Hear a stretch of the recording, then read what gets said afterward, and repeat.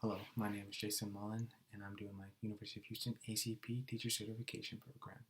I'm going to answer some questions. So, question one: why do you want to teach this age and your content? So, the content I'm trying to teach is social studies, 4th through 8th grade. And one of the reasons why I want to teach that specific content is because of my enthusiasm. So, I was enthusiastic about history, social studies growing up. I loved it. I would always watch documentaries. I'd read books about it, read books about like specific countries, specific time periods, specific famous people, like Julius Caesar, stuff like that, Mao Zedong, even, right? So I always loved history. I was like, just obsessed with it. And going back to the original question, why do I want to teach the age group? I feel like I was more enthusiastic about history as a kid as opposed to an adult. Now, granted, I still love it, right? I still enjoy it. I still read books, but my just hunger and thirst for knowledge was very strong and prevalent at that age. So hopefully, I would like to, teach students around, 4th grade, 8th grade, because that's when I was the most enthusiastic. So I would like to think students at that age are going to be exceptionally enthusiastic about it, right? Because in high school, students get a little, their identity starts to formulate.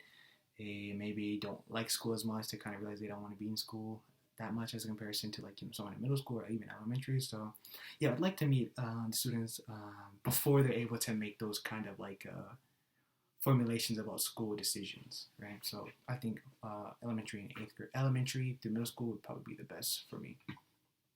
Um, what makes an effective teacher? I would say a teacher who has strong leadership, being able to set the tone and establish a classroom culture, bravery, the ability to make the right decision, even though maybe it might not be easy, but decisions that are in the best interest of the students. I think that's what constitutes bravery in the classroom. Passion, right? You gotta want to do it. You gotta love it.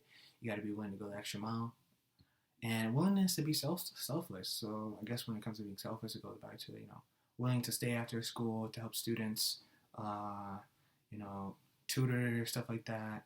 Be able to give out extra credit. Do everything in your power to help improve a student experience as well as cultivate their learning in and out of the classroom if need be, right? Um, so what do I think would be the biggest challenge for me? I would say probably personality management, right? So in doing group projects in college and just high school and stuff like that, I always felt like I was a good team player and everything like that. Yeah. If I needed to take the lead, I could. But I was also able to just play my role, right? So I think another thing about that is I feel like I'm good with people, but managing so many different personalities might be overwhelming in the beginning. So I'll probably need not a lot, but maybe a decent amount of support regarding that, because if I'm teaching elementary, maybe I'm teaching I don't know, managing 20, maybe 30 personalities, but middle school, it might be 100. So yeah, trying to get to know the names of these people, these students, their personalities, how they learn, how they like to learn, what they like to learn, the way they need it delivered to where they can actually to understand it at an optimal level. That would be a little bit difficult, but of course, I'm open to learning, and that's why I want to join this program, right? Um, how will you work to support the learning of all students in your classroom? This kind of goes back to the idea of trying my best to teach and reach the students, right? So identifying how students learn, what their individual needs are, and how to best reach them. One student might, they might respond to a certain method. They might be audio learners, visual learners, kinesthetic learners. So I kind of really want to reach them, and I'd say one of the things I kind of want to do is at the beginning of the year, do those little surveys the teachers would give. What kind of learner are you? How do you best learn? So I can really try to understand the best way to reach the masses of my students as well as the minority of my students. Next question would be, what experience do you have to help you prepare for your role as a teacher? Well, during my time at the University of Houston, I was in the Teach Houston program. So I was there for 2 semesters. I was able to, do observations and student teaches. And funny enough, I did student teach at middle school.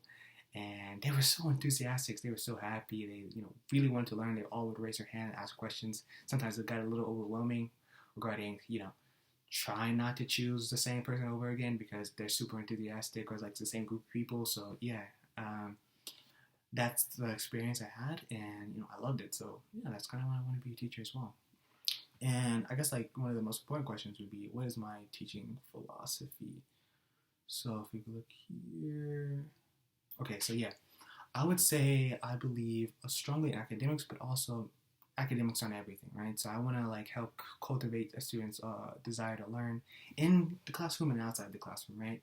So maybe they might not like the kind of work I give. Maybe it's boring. Maybe they think it's not the history they want to look into, but maybe they want to look into current events. Maybe they want to look into like social issues that are going on now, right? And they want to be able to like relate what they're learning from the past and to now. So I want them to be, socially conscious of things that are going on. I want them to be, responsible. I want them to be curious, and I really want to help them cultivate themselves as people inside the classroom and outside the classroom. So I say my teaching philosophies are very much rooted in progressivism and social reconstructionism.